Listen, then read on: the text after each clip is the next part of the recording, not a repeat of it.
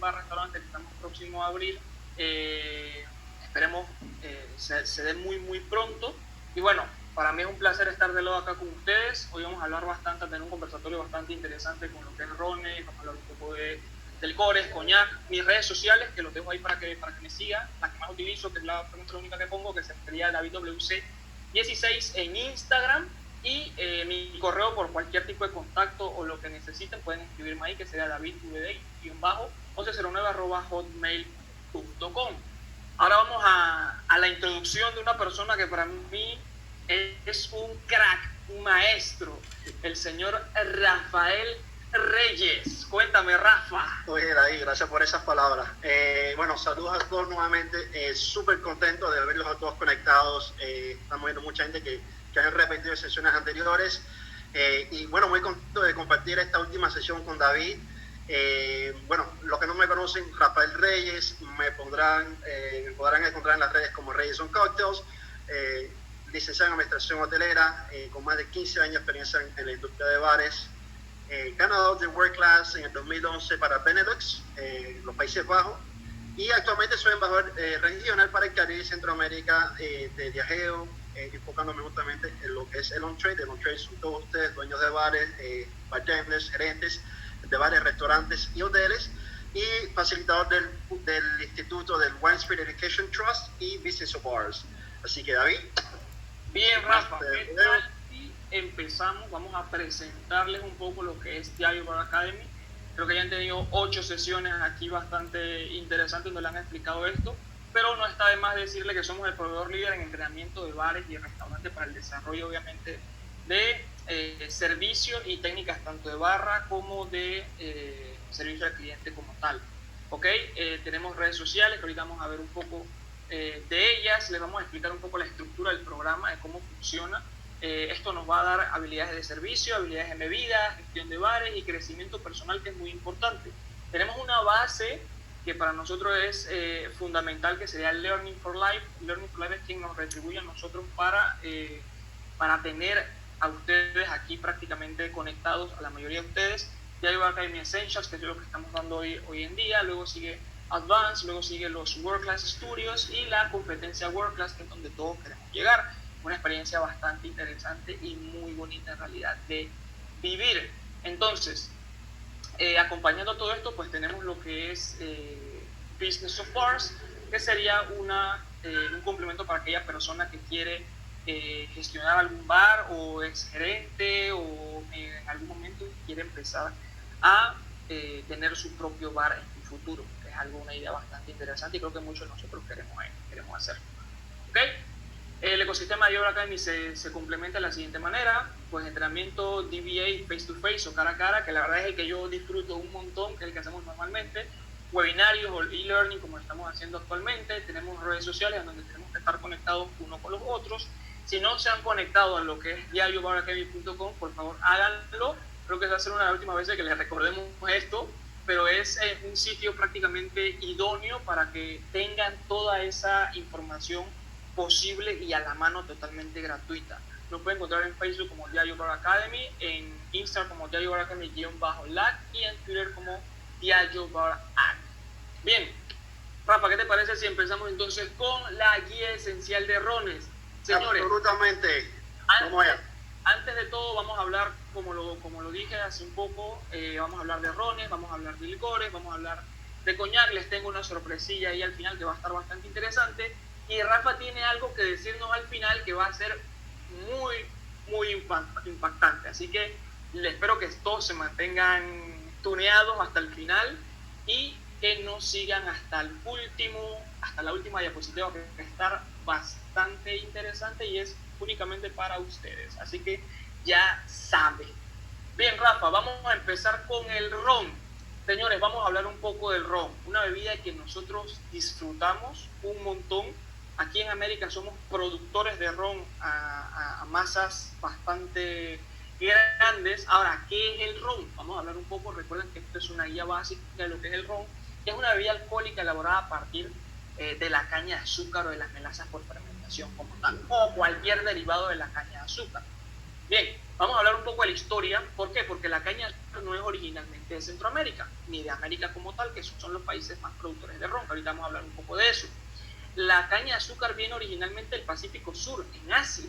No es hasta 1493, imagínense, con Cristóbal Colón de la mano, al descubrimiento supuestamente del Nuevo Mundo, en donde traen la caña de azúcar hacia América.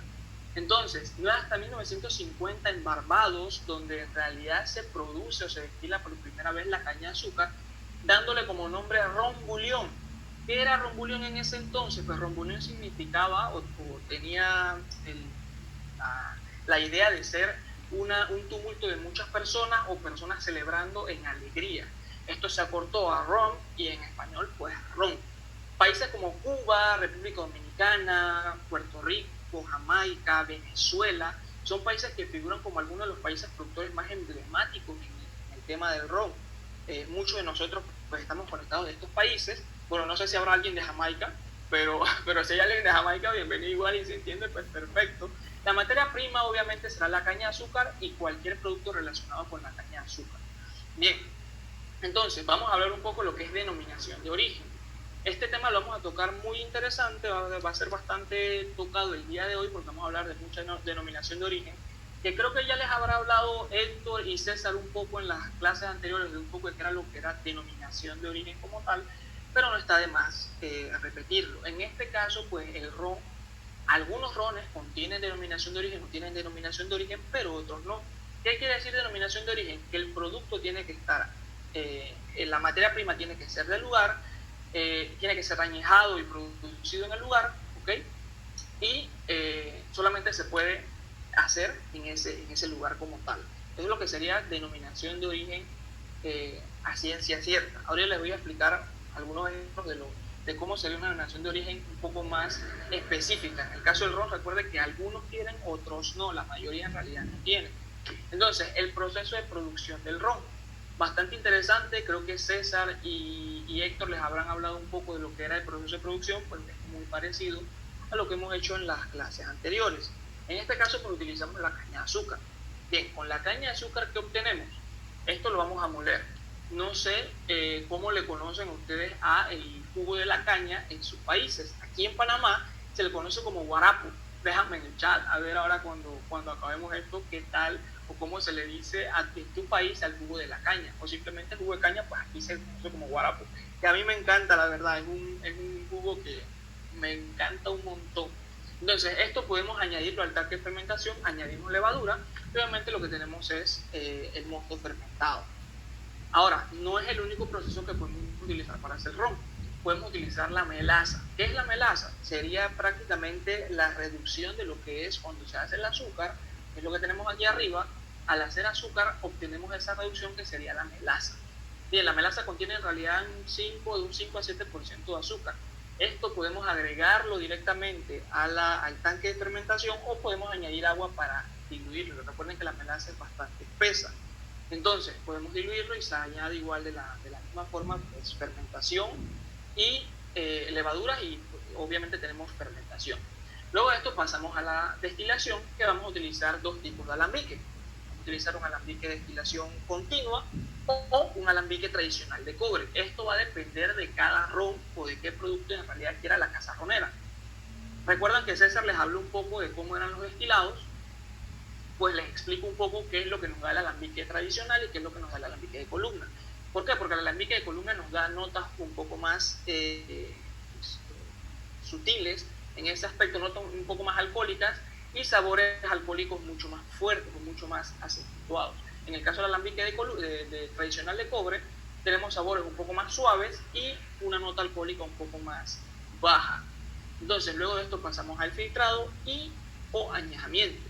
Si el ron es blanco, obviamente pues vamos a utilizar un filtrador y simplemente vamos al embotellado después.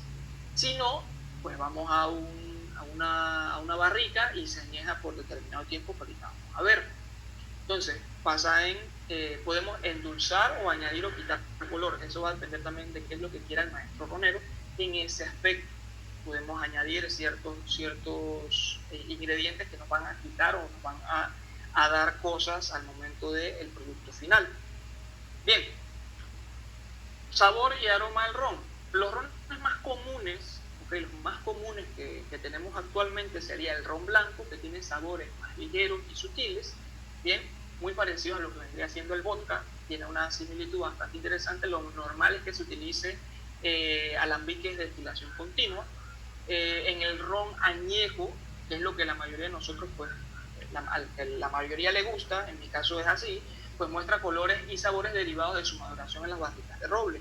Estos van a tener sabores a madera, caramelo, vainilla, que son muy, tal vez clavo de olor, que son muy dados de la madera. Y el ron especial, que son rones aromatizados, que generalmente van con notas de vainilla, canela o algún tipo de especia. Recuerden que el ron es un producto que a lo largo de América se consume un montón. Somos muy productores de rones, así que creo que es una de las bebidas que dentro del bar más nos van a pedir los clientes, porque la mayoría pues consume una cantidad de ron bastante alta. ¿Ok? Entonces, Rafa, ¿tenemos preguntas? ¿Alguna pregunta dentro del chat? ¿Algo que quieran? Teníamos, más bien que preguntas, eran comentarios de que efectivamente que la caña no es endémica de las Américas. De hecho, la caña es originaria de Papua Nueva Guinea, como tú dices, del sureste asiático. De Papua Nueva Guinea, de ahí llega a la India, y de la India en el comercio, en la ruta de la seda, la famosa ruta de la seda, es que llega a Europa. Y si vemos los archivos históricos, el ingenio azucarero más antiguo del mundo está ubicado en Granada, y efectivamente de Granada se exportó a las Islas Canarias, que era un punto de tránsito para llegar a las Américas. Llega a lo que es el Caribe, y se dieron cuenta que el Caribe era, o Centroamérica, o América Latina, era el lugar, tenía el clima ideal, propicio, para el cultivo de la caña. Y si muchos de los muchachos están diciendo que en sus países también se dice o caldo de caña o guarapo. Caldo de caña. Caldo de caña. Esa no la he visto. Caldo de caña o guarapo. Incluso yo creo que en Venezuela guarapo es otra cosa, es como un tipo de chicha de piña, un tipo de tepache, ¿no? Pero tengo una pregunta. Isis nos pregunta, Isis Madrid, ¿se puede producir en cualquier parte del mundo? Sí, el ron no tiene denominación de origen, pero hay algunos rones que sí contienen una denominación de origen específica. ¿Okay? Correcto. Por ejemplo, el ron venezolano tiene una denominación de origen. El ron agricole, que son de las Antillas francesas, tiene denominación de origen, pero sí, el ron se puede producir en cualquier parte del mundo. De hecho, tenemos rones indios, tenemos rones australianos, en cualquier parte del mundo, mientras que sea la materia prima, sea caña, se considera como un ron. Aquí hay que hacer un paréntesis. En el mundo del ron no es como el mundo del whisky, de que hay muchas reglas. El ron varía, las reglas van a variar de países en países. Te pongo el ejemplo de Guatemala. En Guatemala se prohíbe utilizar la melaza para hacer ron. Tiene que ser a base de guarapo o miel virgen de caña, ¿no? El guarapo, la melaza no se puede utilizar. Mientras que en los países como el mío se utiliza melaza para hacer ron. O sea, depende del país, ¿no? De las reglas. Es que va a cambiar un montón, porque la verdad es que tenemos una diversidad de estilos al momento de producir ron bastante interesante. Entonces cada país pues va a tener su idea de qué es lo que quiere. Tenemos preguntas de Rodrigo Concorit. Dice, ¿los rones overproof tienen el mismo proceso que un ron normal? Y la respuesta es sí. El overproof quiere decir el porcentaje alcohólico que contiene el producto final. O sea que la dilución final no va a ser, no se diluye al mismo punto que cualquier otro ron, ¿no? No sé si quieres agregar algo ahí tú.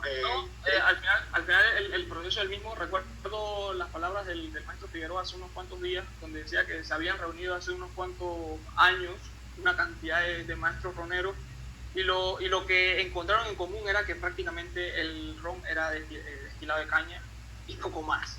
O sea, hay una variante bastante grande en todo lo que es ron, pero normalmente el proceso pues sigue siendo casi el mismo en prácticamente todo. Así que creo que y ojo, en algunos países cambian. En algunos países, por ejemplo en el Caribe se puede utilizar muchos alambiques tradicionales o algunas variantes de alambiques tradicionales, mientras que en otros países se busca una destilación continua, como nos explicó César Valente en su sesión. El resultado final es otro, ¿no?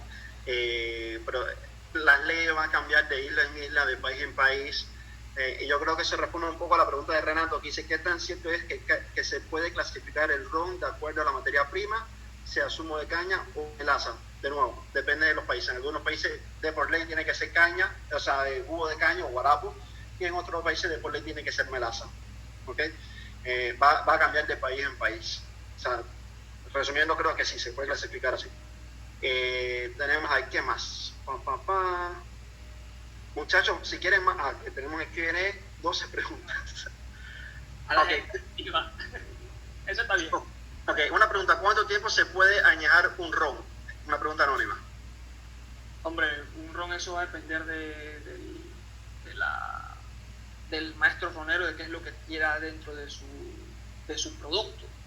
Porque al final encontramos rones añejos que normalmente van de 3 a 5 años, encontramos rones de 7 años, rones de 12, o sea, en específico, como tal, creo que, Rafa, no hay ninguna... No, hay rones blancos, o sea, hay rones blancos que no tienen ningún contacto con madera, depende. Si tienes ley de que tienes que añejar el ron por en algunos países, no estoy seguro de verdad que se lo dejo. Si hay alguna regla de añejamiento, yo creo que eso va a variar de país en país, pero también existe lo que son los rones blancos, o sea, que no tiene que ser tal vez él hablaba, no sé, tal vez él hablaba del máximo, ¿será? O del mínimo. El mínimo. O el máximo. No, perdón, el máximo. No, el máximo lo pones tú. La respuesta ahí, perdón, sí. El máximo depende de lo que tenga sentido. O sea, de nuevo, la barrica te va a dar tanto, ¿no? Te puede aportar tanta cantidad de sabor o te puede quitar tantas perezas que tiene el destilado joven. Tú añejas hasta el punto, hasta que tú llegues al producto que estés buscando. Y no es porque añejes más tiempo que sea mejor. Y tengan en cuenta que en el Caribe la evaporación dentro de la barrica es mucho más alta que si estás añejando un whisky escocés. O sea que hay un momento dado que añejar por muchos años no tiene sentido, porque no le aporta sabor al ron, ya lo que hace más es restarle personalidad y el rendimiento es muy bajo, ¿no? Tiene mucha evaporación. Es que las personas tienen tal vez ese concepto de que entre más años es mucho mejor, y eso es mentira en realidad, porque al final puede variar. O sea, puedes encontrar ya sea un ron, un whisky de mucho menor edad, que al final pues sea mucho mejor tal vez que uno más viejo. Al igual es también cuestión de gustos. Siento que va también parte de eso. Tenemos Marco que dice, acá en Guatemala tenemos un ron añejo, pero es un blanco. ¿Cómo es el proceso? No sabría decirte qué ron es ese, pero si es un añejo y es cristalino, color cristalino, me imagino que pasó por un proceso de filtración de carbón, que lo que hace es eliminar los colores, ¿no? El color que tenga el producto. También le quita algunos perfiles, sabor y aroma, pero creo que ese es el proceso. Creo que es lo más lógico, creo que sería eso. Esa sería la respuesta lo más probable. Ok, buena pregunta. Eliezer Zambrano, esa pregunta es de Eliezer, no puede ser más nada. ¿Cuáles son las variedades de caña las más comunes en América? Te voy a decir con qué sinceridad, Eliezer, hay cientos de variedades de cañas. Y cada productor va a tener su propia variedad de caña. Yo te puedo decir específicamente en el caso de Ron Zacapa, tienen una variedad de caña muy específica que es la CP, son dos variedades de caña, CP y después el número de serie, no me acuerdo cuál es el número de serie, y CP quiere decir Canal Point, que es el punto, el sitio donde se desarrolló esa variedad de caña, que fue en la Florida. Y cada productor va a elegir la variedad de caña según las características, concentración de azúcar que tenga esa caña. En este caso, el Canal Point o la variante de Canal Point tiene una muy alta concentración de azúcar y un alto concentrado de jugo. O sea, va a depender del proveedor, lo que tenga a mano o lo que esté buscando. Y de la zona también. Y de la zona, exactamente. Pero sí, muchos proveedores importan caña de otros países, de otros lugares, por la característica que tienen, ¿no? ¿Cuál marca de ron es más vieja en América? No sabría decirte cuál es la marca de ron más vieja de América. Tendré que buscarlo. ¿A qué altura se añeja el ron? A la altura que tú quieras, no hay una altura determinada. La altura sí va a impactar en cuanto a términos de oxidación, evaporación y velocidad, o sea, el microclima, ¿no? Todo eso afecta el proceso de añejamiento. Más comunes de caña de elaboración. ¿Cuáles son las variedades de caña más comunes de elaboración en América? No sé decirte cuáles son las variedades de caña más comunes de elaboración en América. Depende del productor. No sé, no sabría decirte. ¿La edad de caña influye en el sabor? Buena pregunta, joven Francis.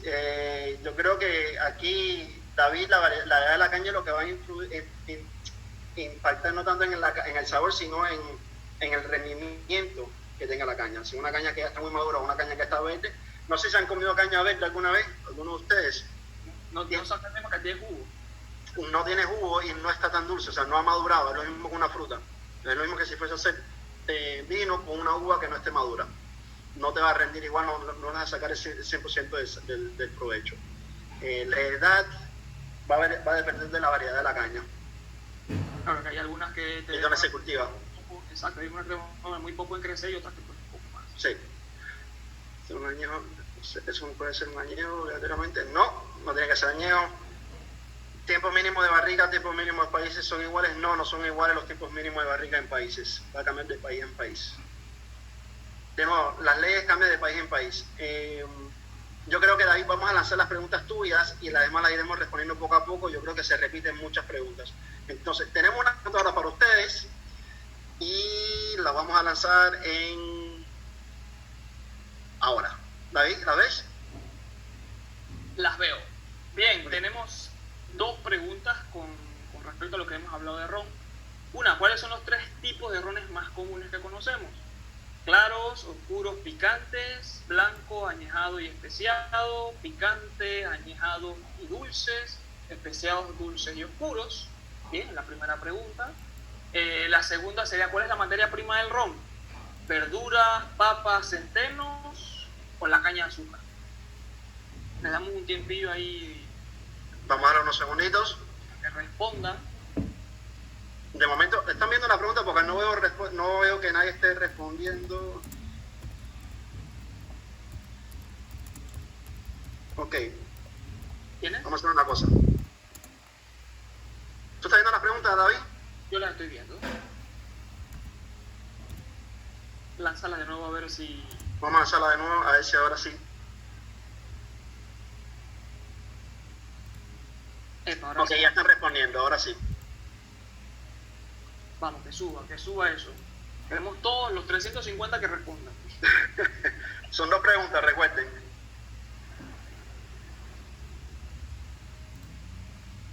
Bien. Muy bien, 60% está respondiendo ahora, fenomenal. Vamos a unos segunditos más. Oye, y les pido disculpas si no respondo a las preguntas de todo el mundo, es que son 125 mensajes nuevos y 20 y pico preguntas por otro lado. Son bastantes. Tratamos de responder lo más que se pueda. Sí, vamos a responder lo más posible. Entonces, tenemos el 75% de respuesta, David, vamos a compartirla de una. Y ahí están los resultados. Bien, tenemos ¿cuáles son los 3 tipos de rones más comunes? Claros, oscuros, picantes, tuvo un 5%. Blancos, añejados y especiados, 89%. Picantes, añejados y dulces, un 1%. Y especiados, dulces y oscuros, un 5%. Pues el 89% de ustedes están en lo correcto. Y la pregunta número 2, me encanta la respuesta, porque fue un 100% de caña de azúcar. Creo que era un bonus ahí que le habíamos puesto a los chicos por las Ahí me sale uno que dijo papa. Uno dijo papa. Uno dijo papa, pero no llegó a sumar el 1%. Yo creo que ese fue un error Tal vez apretó mal la tecla. Pero... Sí. Efectivamente, la materia prima es caña o derivado de caña de azúcar. Exactamente. Muy bien. Bien. Seguimos, David. Bien, Rafa, entonces vamos con lo que sigue, que es guía esencial. Bien, tengo las preguntas nuevamente. Ok, guía esencial para el coñac y el brandy. Vamos a hablar un poco de coñac y brandy, sus similitudes y su diferencia, que va a estar bastante interesante. Bien, vamos con brandy. Primero vamos a empezar con brandy. ¿Qué significa brandy? Vino quemado, o branding, que sería en holandés. Los brandy, que son destilados o productos a partir de una destilación de un vino, comúnmente añejado en barriles de roble, hecho de fruta, y la fruta más común utilizada es la uva. Recuerden que el brandy como tal, la historia me cuenta, nos dice que el brandy lo que es vino quemado. ¿Por qué? Porque en Holanda se destilaba para tener un mayor una mayor longevidad del vino, pues se destilaba en ese entonces el vino para sacarle un mayor provecho hacia el exterior, ya que cuando transportaban los vinos a niveles de vino como tal, pues el vino llegaba a una situación tal vez un poco más oxidado y demás, y lo que decidían entonces era destilar el vino para sacarle un mayor provecho a ese vino que ya estaba pues en camino.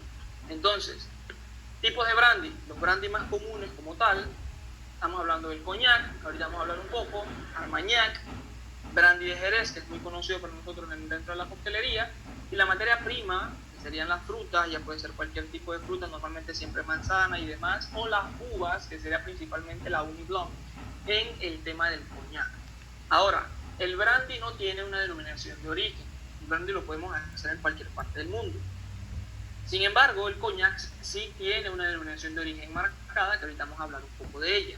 Tiene que tener en cuenta que la diferencia más marcada entre uno y otro es que tienen esa denominación de origen y que la uva que se utiliza principalmente para el coñac es la Ugni Blanc, ¿ok? Entonces, ¿qué es un coñac? Es un tipo de brandy que se elabora obviamente a partir de la uva blanca, cepas cultivadas alrededor de la ciudad de Cognac. O sea, esto tiene denominación de origen. Es una zona relativamente cálida del departamento de Charente, en Francia. Bien, aquí vemos en el mapa donde se encuentra la ciudad de Cognac, que se encuentra justo entre Bordeaux y Nantes. El pequeño recuadro, la pequeña mancha que ven de lado acá sombreado, si ven el puntero, pues es la ciudad de Cognac. El coñac solamente se puede hacer, destilar y añejar en la ciudad de Cognac. Tiene esa denominación de origen, tiene ese proceso que es bastante interesante, y al final no podemos hacer coñac en ninguna otra parte del mundo que no sea ahí dentro. Bien, entonces el proceso de producción del coñac va a ser bastante interesante. ¿Por qué? Porque es muy parecido a lo que hemos visto anteriormente. Recuerden que coñac y el brandy mantienen el mismo proceso de destilación. Vamos a utilizar fruta recién recogida, en este caso para el coñac sería la Ugni Blanc. Trituramos la fruta. Esta fruta lo que hacemos es prensarla para sacar el máximo provecho del jugo. Esto lo añadimos al tanque de fermentación, fermentamos y pasamos a una doble destilación en alambique tradicional. ¿Ok? El alambique de cobre tradicional. Tiene que ser doble destilación en alambique tradicional. Aquí no utilizamos ni alambique de destilación continua ni ninguna otra. Y la destilación tiene que ser obviamente a fuego directo, que es lo que nos explicó hace unas semanas atrás César. Bien, luego de esto pasamos al envejecimiento en barricas de roble francés. Aquí tengo que hacer una salvedad, que muchos de los productos que nosotros conocemos, en el caso por lo menos del ron, utilizamos barricas tal vez de ex-bourbon o barricas del mismo Jerez. Pues en este caso el coñac solamente se va a hacer con barricas que no hayan sido utilizadas por algo más, ¿ok? O sea, solamente roble francés y que sean barricas virgen. Bien, luego de esto pasamos a lo que es el finalizado y el embotellado del coñac. Luego de coñac tenemos el tema de sabor y aroma. Lo que nos va a representar el coñac son aromas un poco florales y frutales. La maduración en barricas nos añade esa profundidad, notas también como a pasteles, frutas, especias y frutos secos que son pues muy de la barrica. Ahora, los términos de etiqueta, que siéndoles muy sincero, cuando yo empecé en esto, tal vez hace 8 años, tú veías en las botellas el ron 8 años o whisky 12 años, y veía que la botella de coñac tenía VS, VSOP, y yo decía, oye, pero ¿qué significa VSOP? O VS, pues VS es Very Specials, que al final es un mínimo de 2 años en barrica. O sea, cualquier coñac que vean ustedes con el término VS quiere decir Very Special, que sería un mínimo de 2 años en barrica. O sea, la mezcla tiene que tener 2 años mínimo dentro de la barrica. El VSOP sería Very Superior Old Pale, que sería entonces un mínimo de 4 años. Tenemos el Napoleón, que es un mínimo de 6 años, y el XO, que será Extra Old, que sería un mínimo de 10 años. Recuerden que esto es lo mínimo que va a tener dentro de la barrica. Bien, puede haber mucho más. El producto mínimo que hay dentro de la barrica tiene que ser de, por lo menos en el caso del XO, 10 años. Entonces, Rafa, no sé si hay alguna... Aquí había una... Bien, la encuesta la tenemos es luego con Sí, después. licores. Ok, vamos a para tenerlo todo junto. Vamos a hablar un poco de lo que es guía esencial para licores, bastante interesante, ya que los licores son productos que utilizamos nosotros, muchos de ustedes le conocerán como modificadores, que son productos que utilizamos normalmente dentro de la coctelería en cada una de las barras. Entonces, ¿qué son los licores? Recuerden que al final cada una de las cosas, como la mayoría de las cosas que tenemos nosotros dentro de la barra, o los licores más conocidos dentro de la barra, empezaron como una medicina. En este caso los monjes en Italia, estamos hablando del siglo XIV, siglo XV, utilizaban productos como los licores para remedios medicinales. Luego se dieron cuenta que esto se podía tomar cotidianamente, pues empezaron a producirlo de manera para consumo hacia el público. Entonces tenemos ingredientes naturales que utilizar dentro de lo que sería un licor. Muy básicos, son destilados que generalmente son neutros, pero el whisky, el ron, el brandy se pueden utilizar para hacer licores y ahora vamos a ver cómo. Sabores pueden ser naturales o imitaciones idénticas a la naturaleza. No tiene que ser la fruta natural como tal si quieres hacer un licor de fruta. Puede ser alguna esencia muy parecida a la naturaleza. Podemos agregar azúcar y colorante. Esto es dependiendo de lo que queramos hacer con cada licor. En el proceso de producción hay varios métodos disponibles al momento de añadir licor o de hacer licor como tal. Tenemos la redestilación, que creo que César les habló de la redestilación hace unos cuantos semanas atrás, cuando habló de Tanqueray número 10, que se redestilaba con Tanqueray número 10, manzanilla, naranja, toronja y limones. Pues es prácticamente muy parecido y vamos a ver en el proceso cómo se hace en el tema de redestilación. Podemos hacer una infusión, bien, ya sea en caliente, o podemos hacer una composición en frío, que sería igual, podría ser una maceración o llamarlo como maceración, sería añadir aromas al producto. Viendo un poco lo que es el proceso de la producción de lo que sería un destilado como tal, es bastante simple. ¿Por qué? Porque tenemos destilados neutrales. Bien, estos destilados neutrales podría ser tal vez un vodka, podría ser un ron, que podemos utilizarlo de la misma manera. Esto lo añadimos a un alambique, bien, esto será la parte de redestilación y le añadimos saborizantes. Estos pueden ser naturales o parecidos a la naturaleza. Si el resultado no se da como nosotros queremos, nosotros podemos añadir más saborizantes a la misma mezcla. Bien, esto luego pasa por agua, azúcar o colorante, dependiendo de lo que vayamos a querer, y tenemos un licor como tal. Bien, el siguiente sería añadiendo whisky o ron o algún tequila para hacer una composición en frío, que sería lo que más o menos nosotros podríamos hacer en casa, porque la verdad tener un alambique en un bar o en una casa es bastante complicado y es un proceso que pues tener bastante muchos de los bartenders hoy en día están experimentando con esto. Entonces podemos añadir ingredientes saborizantes, añadimos más saborizantes si es necesario. Recuerden que si la mezcla, cuando pruebas la mezcla no te sabe a lo que en realidad tú quieres, pues puedes añadir esencias parecidas a la naturaleza. Lo mismo, agregamos agua, azúcar o colorante y al final tenemos un licor como tal. ¿Ok? Entonces, luego de esto, es prácticamente el proceso como tenemos actualmente lo que sería la destilación o el proceso de producción de licores como tal, ya sea con la redestilación o una infusión en frío. Tenemos licores en tema de sabor y aromas. Hay una variedad prácticamente infinita de sabores en tema de licores. ¿Por qué? Porque cualquier cosa que tengamos dentro de la naturaleza, pues podemos agregarlo o combinarlo para hacer un licor. Lo más común o las categorías más comunes que tenemos son uno, los lácteos, que sería en el caso de Baileys, ahora estamos hablando un poco de Baileys, hierbas como la crema de menta o frutas como será el triple C, que es bastante utilizado para la margarita, por ejemplo. O ya serían nuevos frutos secos como el café, el amaretto, la crema de cacao y demás. Normalmente los licores no se maduran, o sea, no son envejecidos en ninguna barrica. Normalmente puede haber algún tipo de excepción.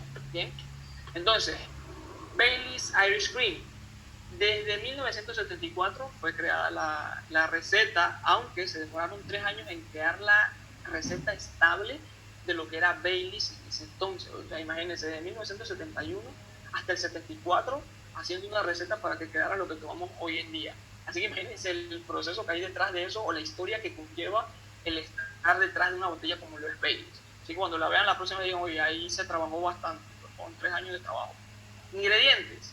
Irish Whiskey, tenemos crema, vainilla y cacao. Son los 4 ingredientes que tenemos dentro de lo que es Baileys. La producción o el proceso de producción que utiliza Baileys en este caso pues son crema de pequeñas granjas familiares en Irlanda. Esto se combina con whisky irlandés, luego se le añade lujosas vainillas y ricos granos de cacao. Esto nos da prácticamente el sabor característico que tiene el Baileys, que a mí en lo particular pues me gustó un montón. Si ven, recuerden que una vez abierta la botella de Baileys, pues procuren guardarla en frío, y la botella tiene ese color negro por el simple hecho para que no penetre la luz del sol. Nosotros, para hacer un poco, ahí es bastante complejo, no sé si les ha tocado hacer posteo de una botella de Baileys, sacarle cuando sacas al final el inventario de una botella de Baileys, dice, oye, ¿y ahora cómo hago para saber dónde está? Normalmente yo lo agarraba, le metí un carrizo, le metí algo para saber en qué punto estaba más o menos, pero exacto nunca iba a ser. Ok, bien, Rafa, tenemos encuesta. ¿Hay algún tipo de pregunta con lo que es brandy, coñac o licores? Tenemos una pregunta que se repetía bastante sobre lo que es el coñac, ¿no? Entonces voy a aclarar unas cuantas duditas ahí rápido. El coñac es un brandy, pero no todos los brandy son coñac. De la misma forma que el champaña es un espumante francés, pero no todos los espumantes franceses son champaña. ¿Okay? Eso esencialmente puede tener una denominación de origen. La materia prima sí es, Ugni Blanc es la uva más común utilizada, pero existen otras variedades de uvas que se puede utilizar para hacer coñac, o se puede utilizar una combinación de varias. Entre ellas está Paul Blanche y Colombard. Colombard y Paul Blanche son los otros tipos de uvas que se puede utilizar para hacer coñac. Hay quien me pregunta por qué la botella dice VSOP o VSOP, Very Special Old Pale. Eso es una declaración de edad. ¿Okay? En el mundo del coñac no se pone como en el mundo del ron o el whisky, 12 años, 6 años, 7 años, donde se ponen en la denominación de edad con esas letras. VS o VS, como explicó David, es Very Special, que creo que era un mínimo de ¿cuánto? 2 años, VSP, o VSOP un mínimo de 4 años, si no me equivoco, y XO era un mínimo de 6 años de añejamiento. ¿Okay? XO sería 10 años, esto cambió desde el 2018. Okay. Ahora Napoleón es 6 años. Okay. Napoleón es 6 años y XO sería 10 años. Un mínimo, okay. Ahí está la salvedad que es mínimo. Es el mínimo, es el mínimo de añejamiento. Y todo eso obviamente se añade por mucho más tiempo que eso, ¿no? Con respecto al coñac, es cierto que el nombre del alambique que se utiliza para la destilación del coñac, efectivamente es un diseño de alambique tradicional, sigue siendo un alambique tradicional de cobre, y es un diseño que se llama Charentais, que es también un nombre de la región de Francia. ¿Okay? Sí, es el tipo de alambique que se utiliza. ¿Cuántas veces se destila? 2 veces, mínimo 2 veces se destila. ¿Qué más? ¿Qué otra opinión por ahí? Es cierto que coñac se puede añejar hasta más de 70 años. Juan, hay coñac que tienen muchos años de edad. No dudo que haya un coñac que tenga, un blend que tenga por ahí unos 70 años en su composición. Sin embargo, tenga en cuenta, mientras más tiempo añejes, no quiere decir que necesariamente sea mejor. De hecho, en el mundo del coñac hay un proceso que la barrica ya, en vez de aportarle beneficios al líquido, lo que hace es restarle el líquido, si ya muchos años, y se saca el líquido de la barrica y se pone a descansar en unas jarras de vidrio que se llaman demi-john, ¿okay? Y eso es no para cambiar el sabor, simplemente para preservar el líquido, porque se le da muchos años a la barrica, en vez de aportarle al líquido, lo que hace es restarle, ¿okay? Después de muchos años. Hay una variedad, una categoría de coñac, ahorita no se me escapa el nombre, estaba tratando de recordarlo, pero que son muy pocos, los que llegan a esa cantidad de años. Los más comunes normalmente son los que marcamos ahorita, que era desde VS hasta XO. Sí. Josué Méndez, ¿cuántos años mínimo tendría esa capa? Esa capa XO está entre los 6 y 25 años de edad. Es un blend, es una mezcla, una composición de diferentes rones. Importante notar aquí que cuando tú le das un número a una botella de ron, ese número significa el ron más joven en la mezcla. ¿Ok? Utilizando sistema Solera. Perdón, sí, no, pero me estoy confundiendo ahora, sería con el whisky, el 12 años. El ron, esa la tenemos clara aquí. Por lo menos en el caso de Solera, Solera utiliza, que es una mezcla, un blend, utiliza el número de la mezcla más vieja dentro del blend, de la botella.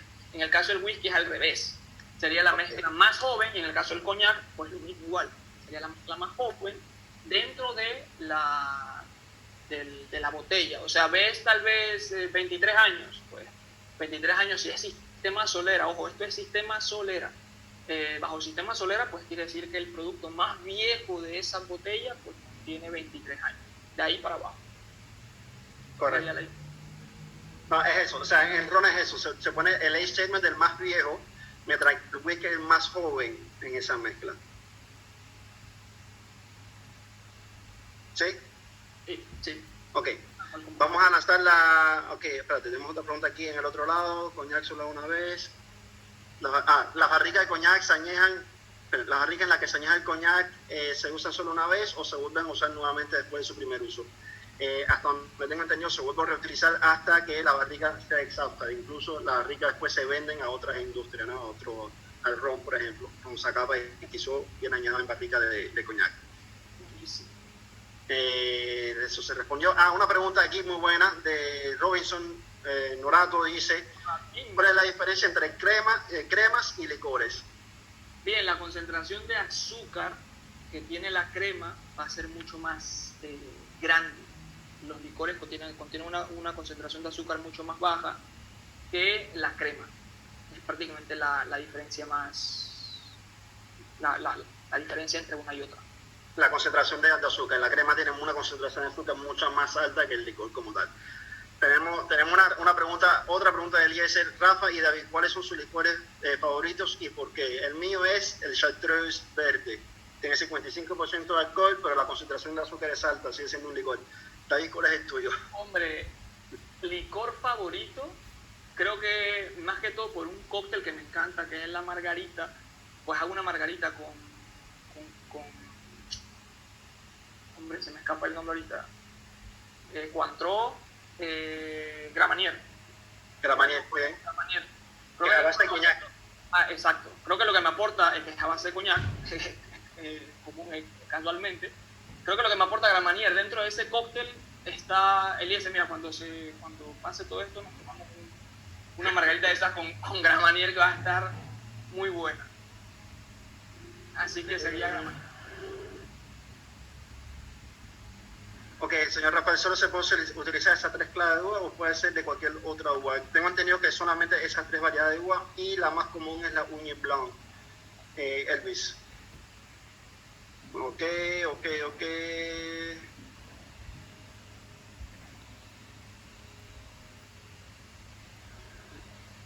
No entendí la pregunta de José Antonio, pero bueno, ok, lo siento, no. Diferencia entre el alambique tradicional y el pot still, el cobre y pot still. Ok, pregunta de nuevo aquí. Pregunta anónima, dice: diferencia entre el alambique tradicional y cobre y pot still. Cobre y pot still, o el pot still, es un tipo de alambique tradicional. Y los alambiques tradicionales cambian de diseño en diseño, pero sí es como alambique tradicional. Alambique continuo es un proceso mucho más industrial, donde dentro del alambique sí hay componentes de cobre que son necesarios para la destilación, pero es un proceso continuo. ¿Okay? Mientras que un alambique tradicional, ya sea un pot still o un charbonnet o lo que tú quieras, son procesos artesanales en pequeñas cantidades, pequeños lotes. Ok, vimos ya lo que es las cremas. Vamos a lanzar la encuesta tuya, David. Vamos a darle candela. A ver cuántos aciertan. Esta vez hay tanto 100% como en antes. ¿Ya la estás viendo? La veo bien. La primera, creo que todos la deberían ver, si la veo yo. ¿Qué significa brandy? Lo dijimos hace un rato: vino ahumado, vino especiado, vino quemado o vino añejado. Esa sería la primera pregunta, las 4 respuestas que tienen aquí. La segunda será: ¿cuáles son los ingredientes del Baileys? Irish Whiskey, menta, piña y cacao; Irish Whiskey, crema, cacao y durazno; Irish Whiskey, crema, vainilla y cacao; o Irish Whiskey, cacao, vainilla y durazno. Vamos a ver, va respondiendo la gente. Bien. Hombre, en la del brandy van ahí. 40, 60, 70. Vamos a darle un momentito para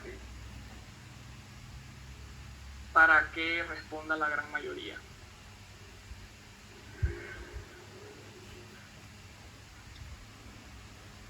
Muy bien, vamos allá. A ver, tenemos un 40%. Vamos, muchachos, anímense, que tengan pena.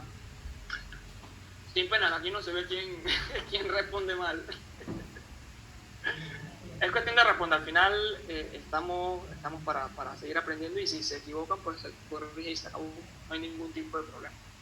Ok, ya tenemos 55% de respuesta, 1 minuto y pico esperando. Vamos a cerrar el call y compartir resultados.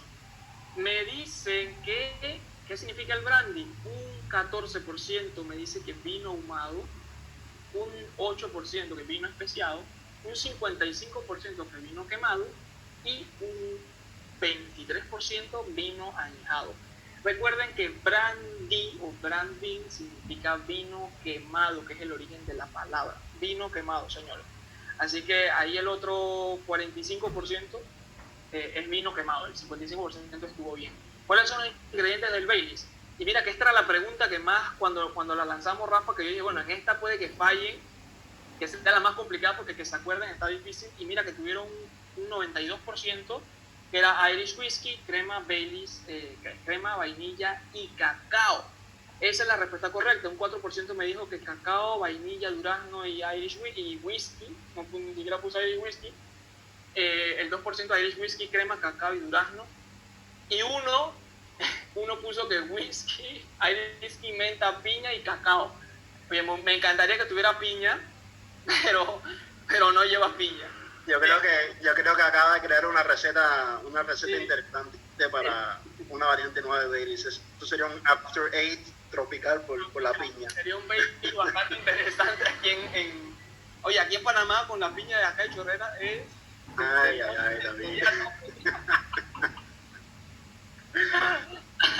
David, aparte de ser embajador de marca para los productos de viajero y World Class y de Ayupo Academy, David es embajador de la piña de la chorrera de Panamá. Chorrerana, la mejor piña del mundo, sin duda. Muy bien, David. Vamos a seguir. Hasta aquí debería ser la capacitación como la habíamos puesto.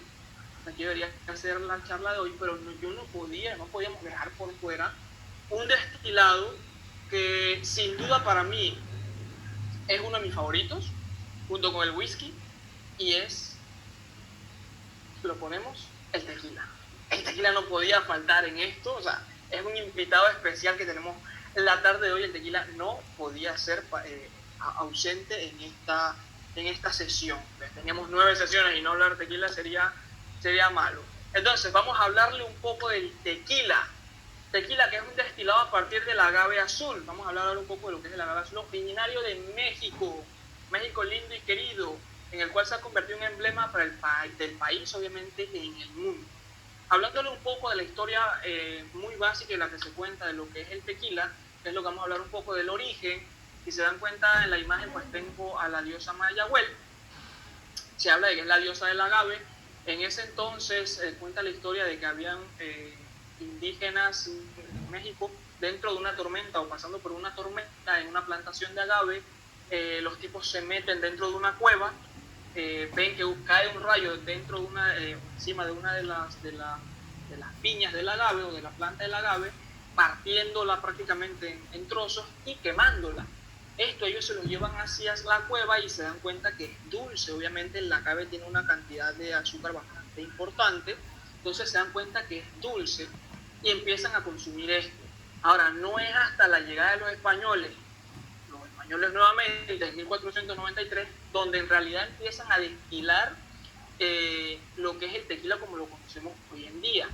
Ahora, ¿qué es tequila y cuál es el producto original que se utiliza?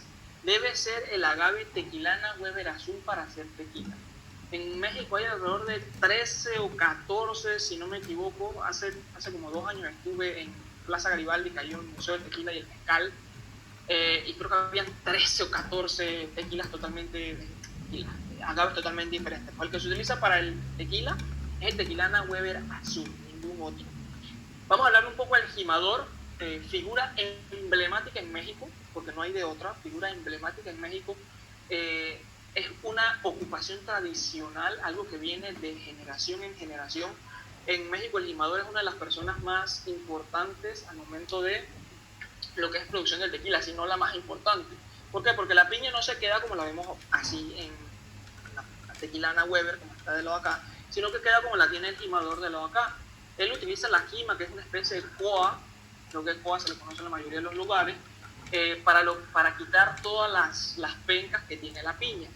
Esto se recolecta luego, como lo ven de esta manera. Normalmente muchos van a ver fotos tal vez de mulas o burros cargando las piñas, que se utiliza bastante hoy en día.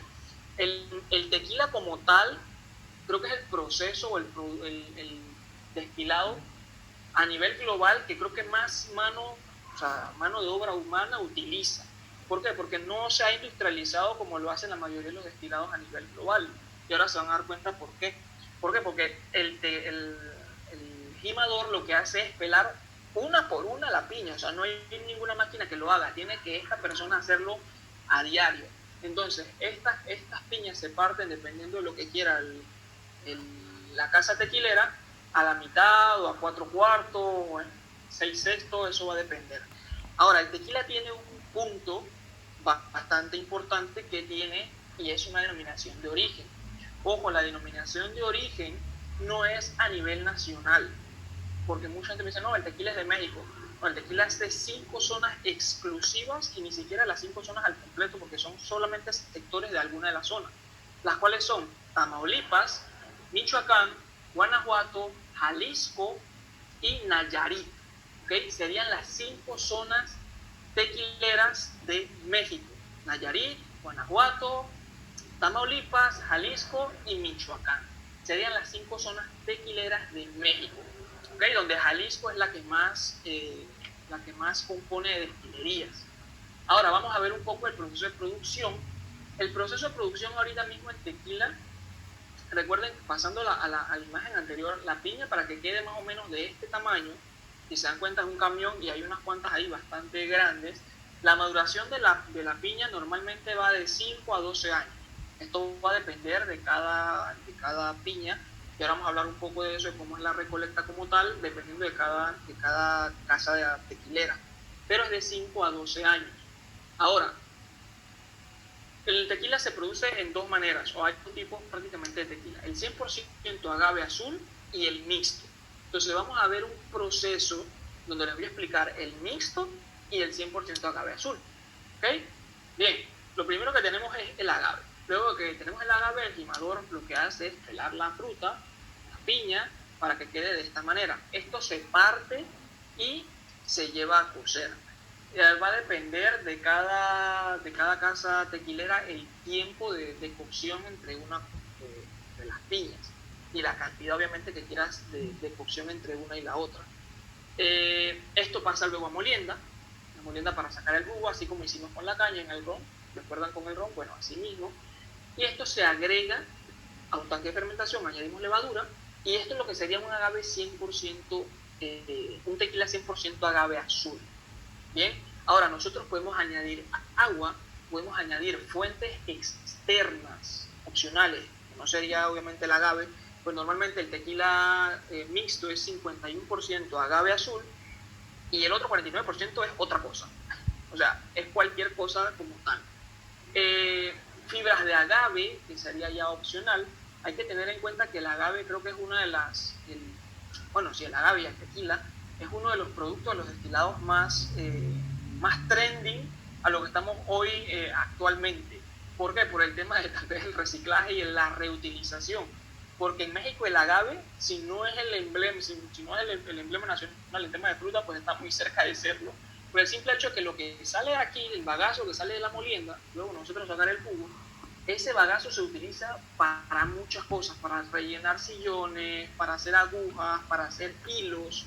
La misma penca, recuerdo hace tal vez un año, creo que fue el año pasado, el año antepasado que estuve en México, probé una brocheta como tal, incrustada con la misma penca, y eso a mí me llamó la atención un montón, porque cuando vi eso dije, oye, pero ¿esto qué es? O sea, ya la fruta la utilizan para todo, así que la verdad que bastante a lo que vamos viendo hoy en día.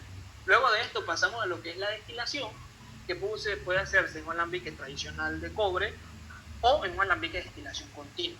Esto va a depender también de qué quiera la casa tequilera o qué quiera el maestro tequilero en ese momento. ¿Por qué? Porque yo puedo hacer tal vez un tequila que sea pues blanco o tequila mixto, y normalmente podría pasarlo a una destilación continua. Si quiero tal vez algo que va producido o más dirigido hacia lo que es el añejamiento, lo más probable es que utilizaría un alambique de destilación tradicional. Ahora, esto no es una regla, es simplemente una idea. Luego de esto pasamos a la filtración, al madurado, ya sea sin edad. Si es sin edad, pues pasa directamente al embotellamiento, y si es madurado, pues pasa al añejamiento en barricas de roble. Luego entonces pasa al embotellado, en este caso de tequila Don Julio. Les pongo la imagen acá, hay que hacer la salvedad que tequila Don Julio es 100% agave azul.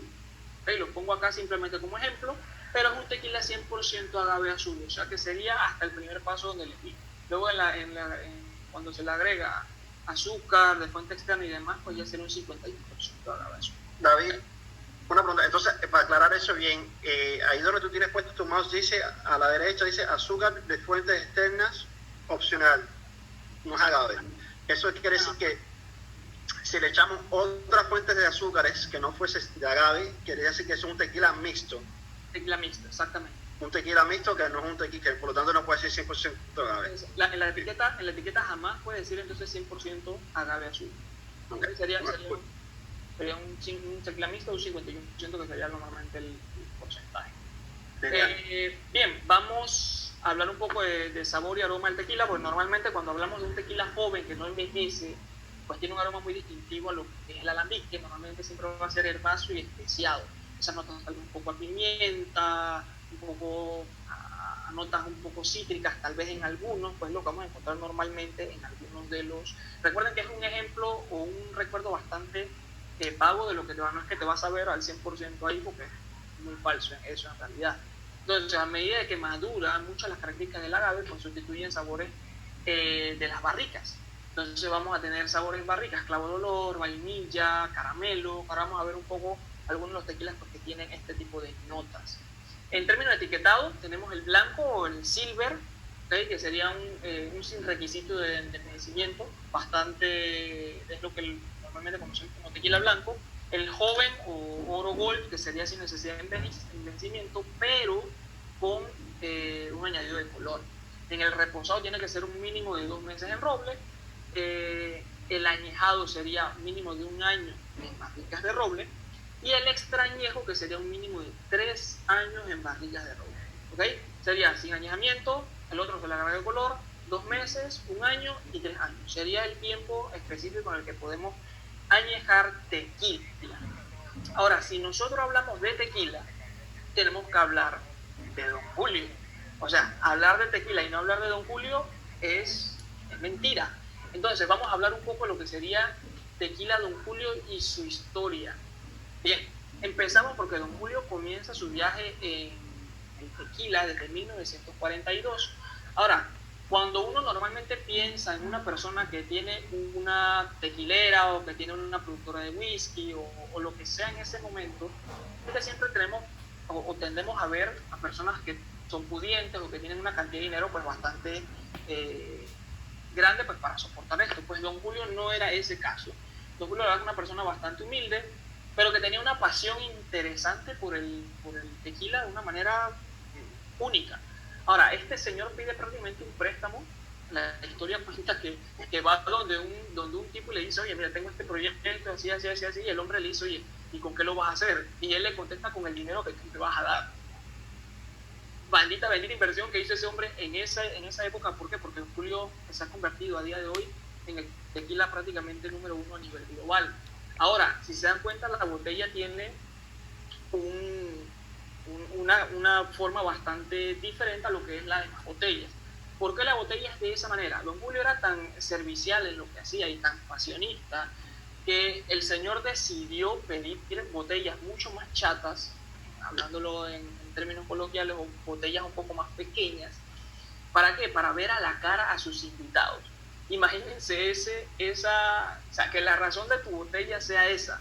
Al final quiero ver a la cara a mis invitados, ver en una mesa, tal vez si ponemos una botella de Ketel One, por ponerle un ejemplo, en la mesa y estamos viéndonos cara a cara, pues lo más probable es que la botella de Ketel One interfiera. Pues en Don Julio eso no pasa, por eso las botellas son chatas. Hay que tener en cuenta que las botellas están enumeradas una a una, o sea, cada una botella tiene su numeración como tal. Bien, tequila como tal, tequila Don Julio se ha convertido en el tequila número 1 por los 50 Best Bars, el tequila más vendido y los favoritos de los 50 Best Bars. O sea, imagínense si los 50 mejores bares del mundo eligen tequila Don Julio, y es el tequila número 1 de Lux en México, que es donde en realidad ellos toman tequila, donde se hace. Imagínense el resto del mundo lo que pensará del tequila Don Julio. Ahora, el por qué Don Julio tal vez es tan exclusivo y tan interesante al momento de tomarse, y esto tiene que ver mucho con su proceso, y el señor Don Julio tiene mucho que ver ahí. ¿Por qué? Porque el caballero, a ver, les pongo en situación. En México se siembra, ponte que hoy sembramos una plantación de agave. Dentro de 10 años agarramos y toda la plantación de agave lo que hacemos es recogerla al mismo tiempo. Todas muy pegadas, todas muy... para que obviamente el tiempo o la cantidad de agave que yo tenga pues sea mucho mayor. Ya que tiene una denominación de origen controlada, pues no se puede hacer en todo el territorio mexicano, así que pues por eso hay mucho menos espacio. ¿Qué sucede? Don Julio lo que hace es sacrificar espacio por calidad. ¿Por qué? Porque Don Julio decía que él tenía 3 millones de hijos. Y uno se queda pensando, de 3 millones de hijos, ¿por qué? Las 3 millones o los 3 millones de agaves que tenía Don Julio en su plantación, en la destilería Primavera, en Atotonilco, él decía que cada una de esas plantas crecía como un ser humano común y corriente. Ok, Rafa crece de una manera, David crece de otra, César crece de otra, y así nos vamos. Obviamente es la ley de la vida. Pues Don Julio decía, y vaya que acertó, que cada planta crecía de esa misma manera, tenía sus sentimientos y tenía todo como una persona común y corriente. Y tenía razón. ¿Por qué? Porque la planta que se siembra, obviamente con estudio, la planta que se siembra en un día, obviamente no va a ser la misma que se sembró tal vez, o no van a crecer a la par una con la otra, porque crecen de manera diferente. Ahora, otra de las cosas es la cantidad de espacio, porque los surcos que utiliza Don Julio son de 1,5 metros, es muy alejado uno del otro. Ahora, ¿qué pasa con esto?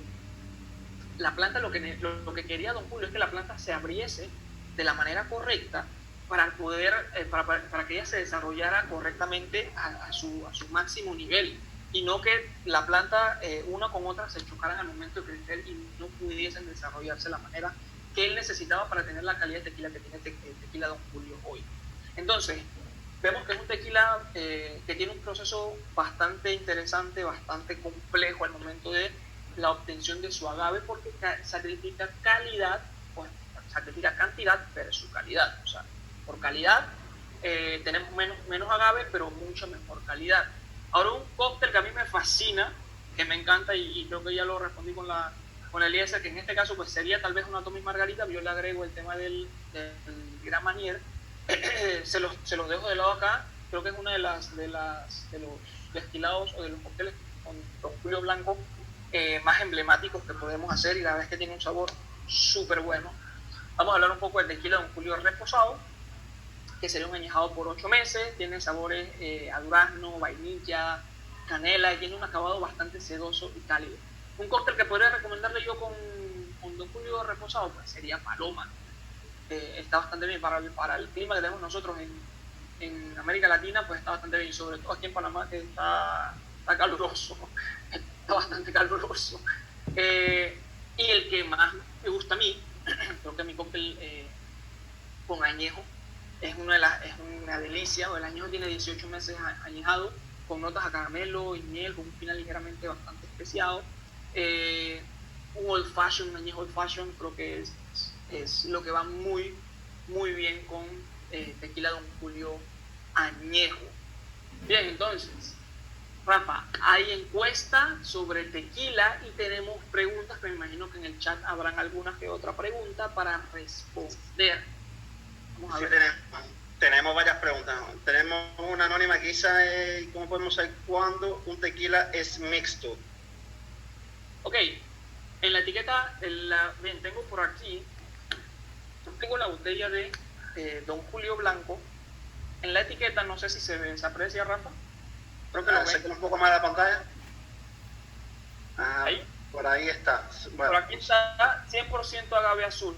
Ok, normalmente cuando el tequila es mixto, nunca te va a decir 100% agave azul. En la etiqueta te tiene que el Consejo Regulador de Tequila te dice que si el tequila es 100% agave azul, puedes ponerlo en la etiqueta. Si no, el tequila te va a decir, no va a decir o simplemente va a decir tequila. ¿Ok? Muy bien. Tenemos una pregunta de José Antonio Monegro Jiménez. Dice, ¿el mezcal es más artesanal que el tequila? Depende de la casa tequilera y depende de la casa del mezcal, pero son procesos bastante similares. Exacto. Son procesos muy similares. El mezcal, si se dan cuenta, tiene una nota tal vez un poco más ahumada, tal vez por su proceso de cocción. Por eso sería clase tal vez de un poco más avanzado cuando hablemos. Sí. Yo creo que es otra clase. Los procesos son bastante parecidos. ¿Qué sucede? Que hay un proceso adicional. Primero, la materia prima es otro tipo de mezcal, de agave, perdón. Es otro tipo de agave. Espadín, Toborá o cualquier otra variedad que tenga disponible para hacer el mezcal. Hay un proceso ahumado y dentro del mundo del mezcal existen dos formatos. Está el artesanal y el ancestral. Sin embargo, en mi opinión, el tequila, por lo menos en el caso de Don Julio, es un proceso bastante artesanal todavía, como bien explicó David. La separación, el detalle que tiene, por ejemplo, en la cultiva, en la cosecha de las plantas o la siembra de los agaves, más espacio, para que las raíces no tengan que estar compitiendo por nutrientes y minerales. Y la cosecha es 100% manual. Y es un proceso bastante manual. A gran escala quizá, pero es un proceso manual todavía. Entonces para mí sigue siendo artesanal. Teníamos otras preguntas. El mezcal es más artesanal, se lo respondí. El mezcal tiene el mismo proceso parecido, tiene un proceso adicional de ahumado, un proceso diferente de fermentación y de destilación también va a variar el proceso de destilación. Una pregunta de Levis. Luis Buda, David tiene el nombre de la levadura que se utiliza para fermentar el agave. Depende de la casa tequilera. Cada casa tequilera va a tener o levadura salvaje o algún otro tipo de levadura cultivada. Te pongo el ejemplo de nosotros, que es el que yo sé, el de Don Julio. Tenemos una levadura salvaje, pero que es una levadura salvaje que se ha protegido y que se ha cultivado en un laboratorio, que es la levadura original que se utilizó al principio, es el Don Julio. ¿Y por qué la cultivamos en laboratorio? Porque las levaduras se van hacen metamorfosis, se van cambiando con el tiempo, y entonces eso quiere decir que la consistencia del sabor no va a ser el mismo, va a cambiar el perfil de sabores. Pero sí siendo una levadura salvaje. El nombre exacto de la levadura no suele decir. No recuerdo si eso lo habló un poco César, pero hacer la salvedad que recuerden que la levadura le cambia. Sí. O sea, influye en el sabor de cada producto. Entonces, dependiendo de cada casa, ya sea destilera, ya de cualquier destilería, va a depender de va a tener alguna su propia levadura. Así que eso, decirlo como tal, sería un poco complicado. Así mismo. Tenemos una pregunta de Jocelyn Zabal. ¿Qué tiempo demora el agave para que sea cosechado? Ok, normalmente siempre son de 5 a 12 años. De 5 a 12 años es el tiempo de maduración del agave. Vale.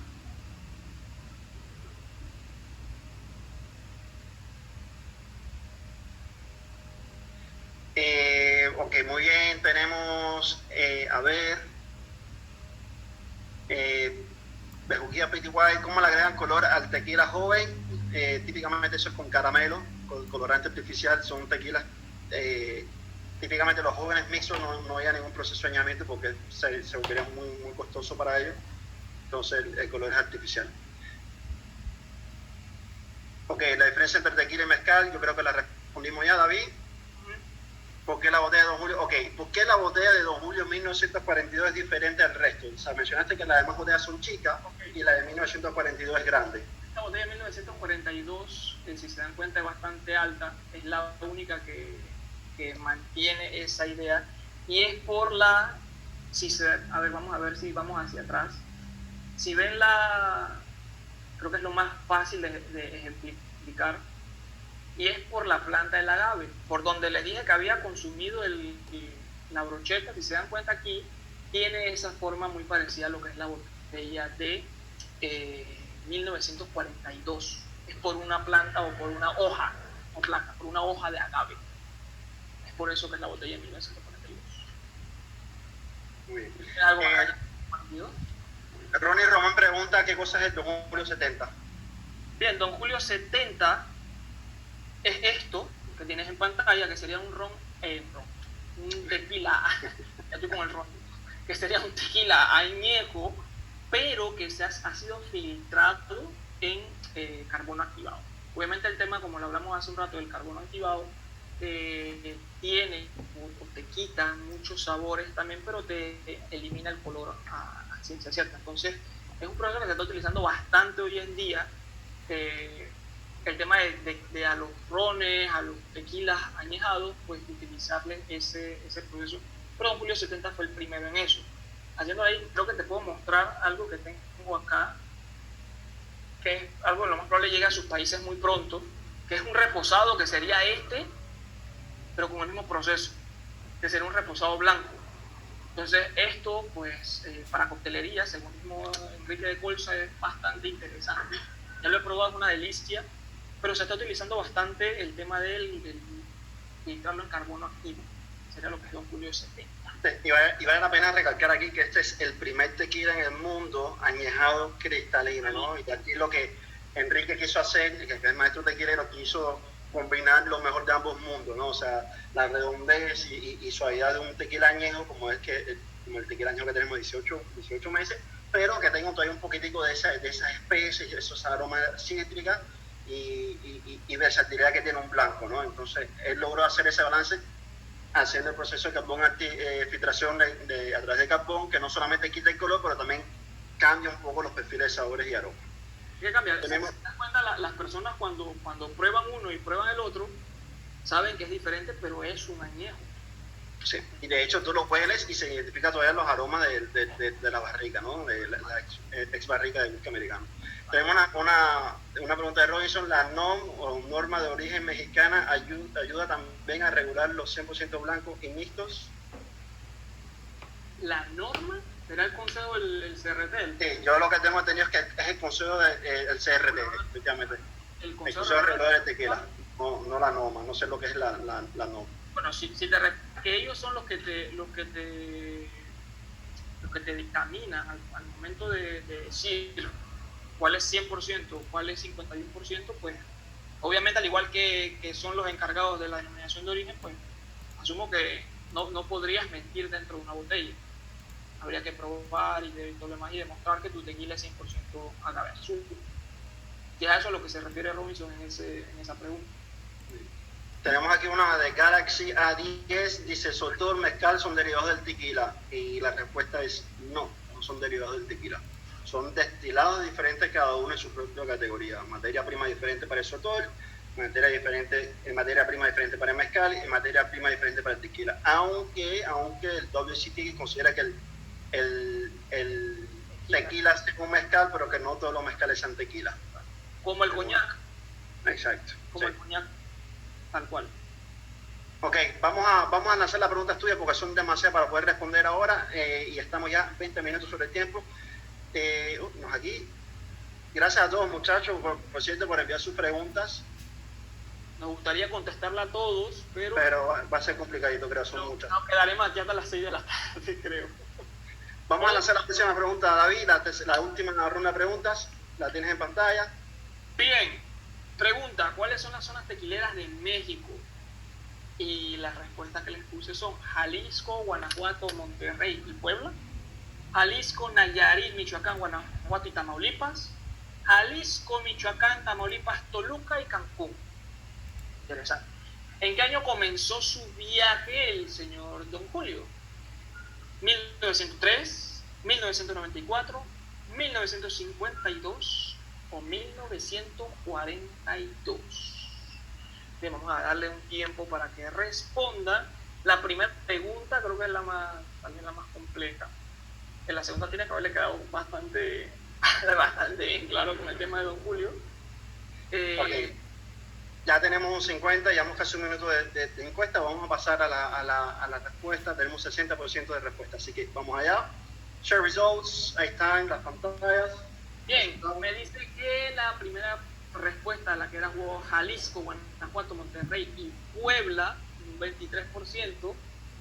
Jalisco, Nayarit, Michoacán, Guanajuato y Tamaulipas tienen 132 votos con un 70%. Jalisco, Michoacán, Tamaulipas, Toluca y Cancún, 7%. La respuesta es la segunda.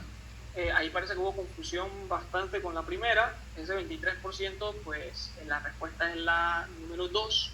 ¿Okay? Son esas 5 zonas tequileras. Recuerden que eran 5. ¿Okay? La segunda, ¿en qué año comenzó su viaje tequila Don Julio?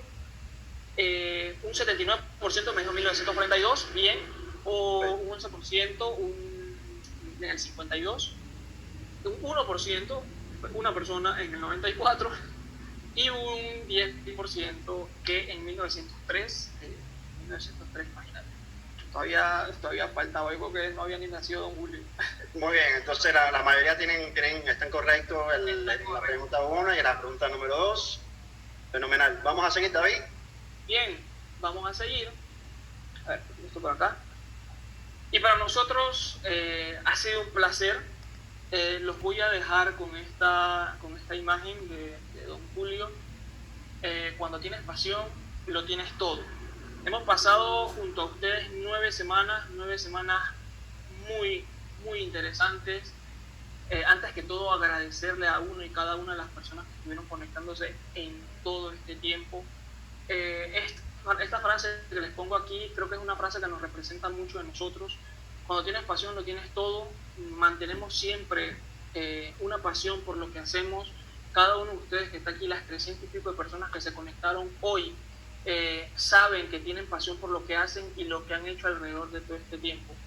Ahora más que nunca necesitamos de la pasión de ustedes, que mantengan esa llama encendida de lo que es la hospitalidad y el conocimiento, porque han estado aquí 9 semanas aprendiendo, 9 semanas que ha sido un proyecto muy bonito que hemos llevado a lo largo de todo este tiempo. Ya son 2 meses y 1 semana, y que al final no hubiese sido posible sin ninguno de ustedes.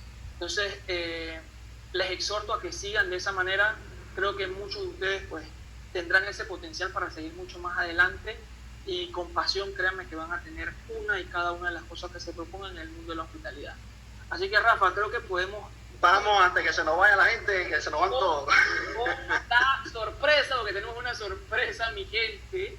Bien, antes que todo, hoy aprendimos de rones, aprendimos de tequila, vimos un poco de licores, vimos coñac, vimos brandy, así que espero haya sido, la verdad, de su provecho el día de hoy, que le hayan tomado todas las notas y hayamos aclarado todas las dudas posibles que tengan en su momento. Cualquier cosa, pues pueden escribirnos a las redes sociales de cada uno de nosotros y ver por ahí cualquier tipo de duda.